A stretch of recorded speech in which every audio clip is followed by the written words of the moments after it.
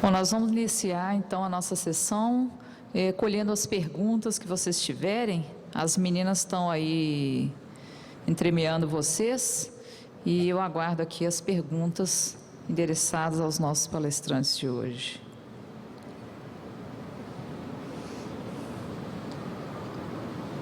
Enquanto as perguntas não vêm, eu gostaria de perguntar aos três de hoje uma questão que sempre me vem à cabeça. Quando o líder não enxerga a inovação diretamente, existe a possibilidade dele delegar autonomia de inovação aos seus colaboradores? Bem, segundo a minha experiência, fica muito difícil. Se a cúpula, nem chamaria de liderança, né? Nem toda a cúpula é líder, mas se a cúpula realmente não dá suporte a essa ideia de que a criatividade deve acontecer, que estão convidados a participar do processo de novas ideias, novos produtos, novos serviços, novas formas de gerir a empresa, se isso não vier de cima, até pode ser que tenha gente lá que queira contribuir, mas vai ter pouco eco.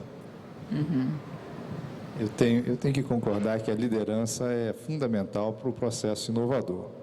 Mas eu venho de uma empresa de cultura, de um corpo técnico muito corporativo, forte, sólido, e que, no nosso caso, com a cultura existente naquela organização, esse corpo técnico puxa. Ele força, né? Força. Não talvez com o mesmo desempenho quando recebe o suporte da liderança, que não tem se ausentado com relação a isso.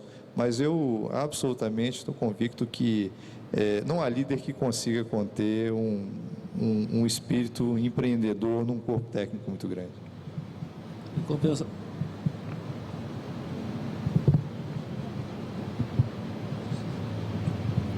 Em compensação, eu complemento que não há um grupo de funcionários da empresa que consiga inovar de fato, sem ter o apoio do líder. Você pode fazer pequenas coisas, mas quando essas coisas podem ganhar uma importância maior e, obviamente, exigir um recurso maior, tem que ter o comprometimento do vértice da empresa, senão não funciona. Ok, obrigada. Alguma questão? Eu Janaína. Sim. Eu tenho uma. Claro. Existem duas palavras-chave que são utilizadas, estão sendo usadas nesses painéis fundamentais: cultura da inovação e liderança. Qual é a relação entre elas?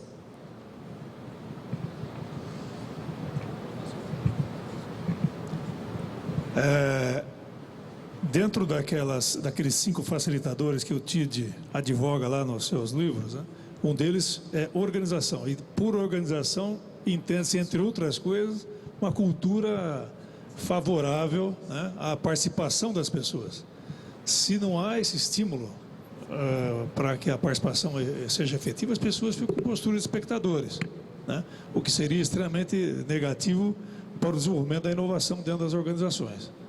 Agora, já foi dito aqui ao longo das várias palestras, né, que o líder ele tem que saber desenvolver, ele tem que ter 2 grandes habilidades. Primeiro, ele tem que saber desenvolver competência e autonomia nas pessoas, e para isso ele tem que saber selecionar pessoas, né, ele e a equipe dele saber selecionar as pessoas adequadas, e ele tem que saber definir projetos prioritários para a empresa, que a empresa não tem o tempo do mundo e nem a verba infinita, né? Tudo é finito e o tempo é bastante exíguo. Então ele tem que ser muito bom, muito hábil em definir projetos prioritários e desenvolver pessoas, né? Competência e autonomia.